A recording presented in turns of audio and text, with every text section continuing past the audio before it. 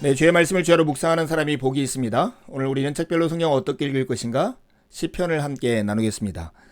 여행 가이드가 여행자들에게 하듯 여러분을 시편 안으로 인도하려 합니다. 새로운 도시를 여행한다고 생각하면서 시편 안으로 떠나보실까요? 먼저 윤곽을 보고 잘 이해하기 위해서 시편 안으로 들어가 보겠습니다. 이 들어가기는 여행에 비유하면 관광 안내소를 방문하는 것과 같아요. 여행 안내소에서 도시에 대한 기본 정보를 얻듯이 우리는 이 들어가기에서 시편에 대한 기본 정보를 얻을 수 있습니다. 시편의 내용은 매우 다양한 150편의 시로 구성되어 있는데요. 이것은 포로기 이후, 그러니까 포로를 다녀와서 두 번째 성전을 건축한 제2성전기에 유대교회에서 가지고 있던 찬송가, 찬송집입니다. 여러분, 시편은 기본적으로 기도와 찬송입니다. 그 특성상 하나님께 드리는 것이죠.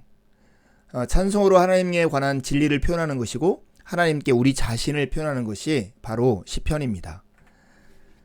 시편의 저작 연대는 왕정 초기, 다윗 왕, 솔로몬 왕 이런 것처럼 왕정 초기부터 포로를 다녀온 이후, 포로기 이후까지 기록된 다양한 시편들이 수록되어 있는데요. 기원전 1100년에서 400년까지 저작이 되어 있습니다. 그런데 이 모양으로 편집이 된 것은 역대기와 에스라, 느헤미야에서 반영된 개혁운동의 일환으로 이 시들이 현대 형태로 이렇게 수집되고 유대교 안의 찬송집으로 사용되었습니다.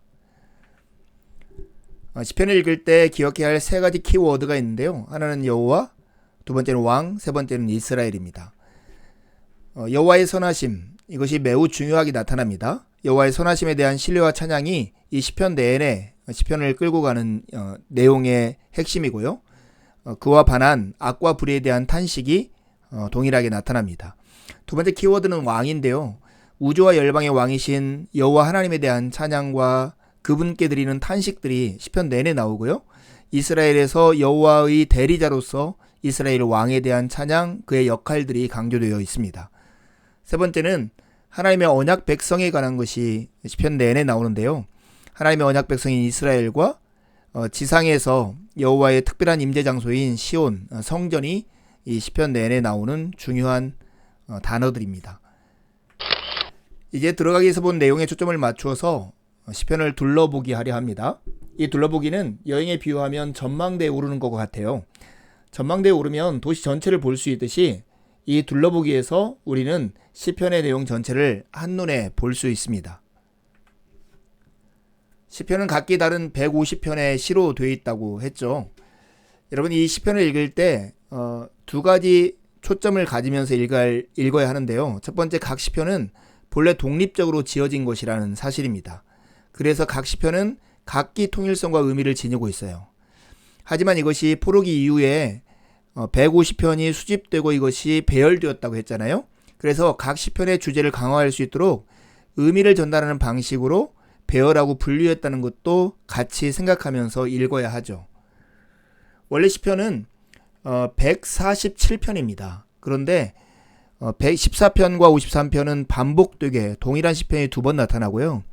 그리고 9편과 10편, 42편과 43편은 원래 한 시편이었는데 두 가지로 나눠서 150편이 되게 했습니다.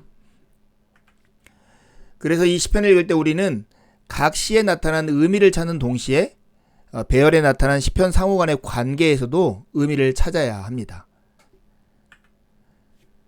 이 시편 속에는 소규모 시편 모음집들이 있어요.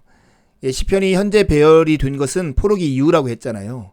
그렇다 하더라도 이스라엘의 역사 일부로서 이미 사용되어 있는 소규모의 시편 모음집들이 있었거든요. 근데 그것을 그대로 시편 안에 담고 있고 배열 안에 배치하고 있다는 거예요.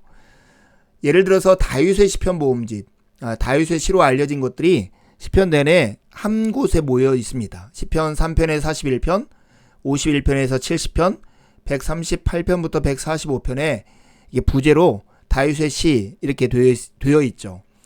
그 다음에 아삽과 고라 자손의 시들이 이 안에 있고요. 또 주제별 시편 모음집들이 그 안에 들어가 있습니다. 예를 들어서 93에서 100편은 하나님의 왕권에 관한 찬양의 시들이 담겨져 있고요. 120에서 134편은 성전에 올라가는 노래, 순례자의 노래가 담겨져 있습니다. 시편을 기억할 때 시편이 모세 오경과 닮았다는 것을 기억하는 게 필요해요.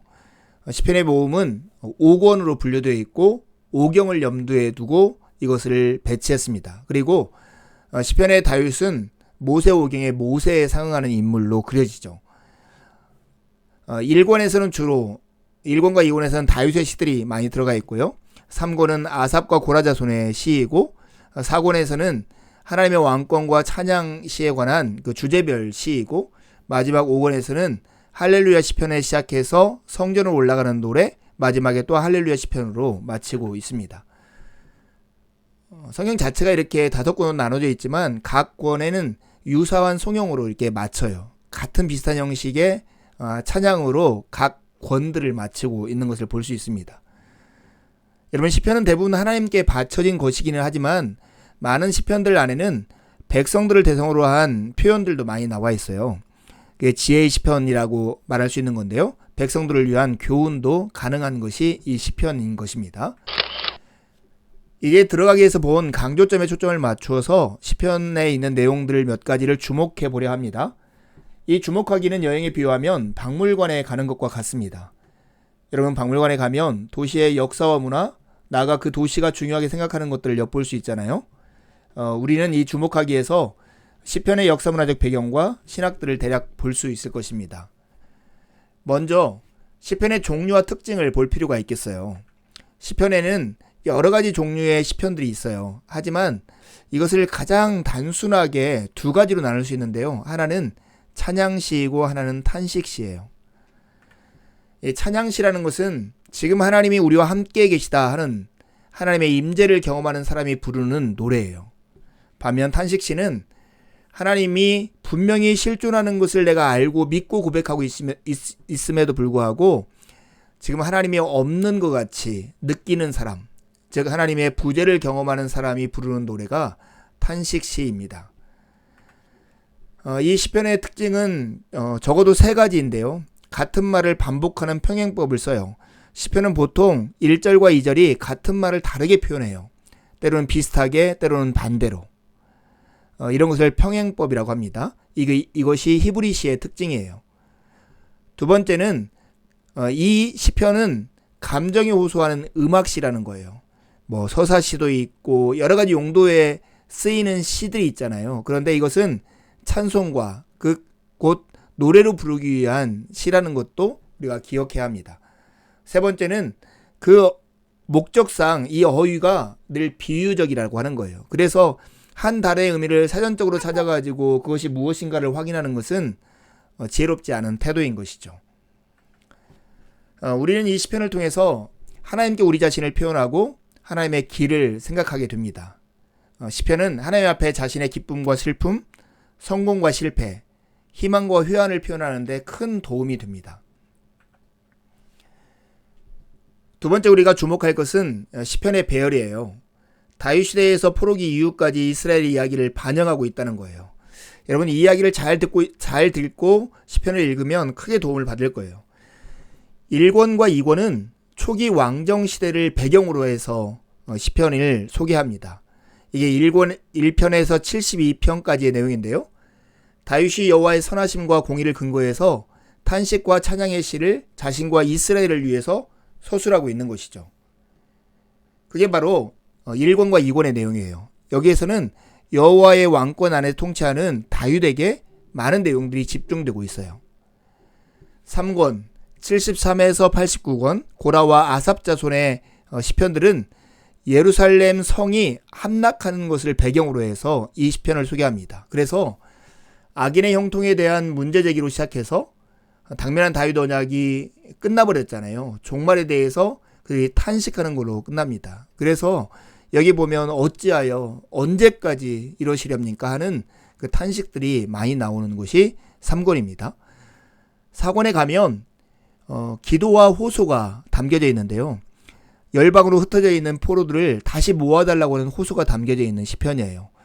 90편에서 106편까지인데 주님이 대대로 이스라엘의 거처가 되심을 찬양하는 모세의 시로 시작해서 흩어진 포로들을 모아달라는 호소로 마치고 있습니다.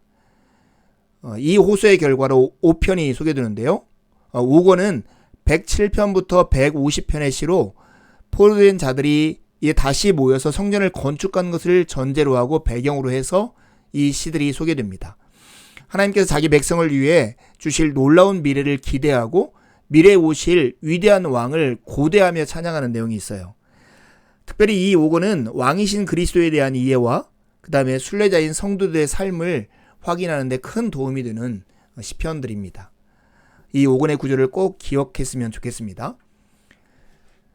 모든 시편은 하나님의 백성이라는 공동체를 전제로 해서 소개되는 시편들입니다.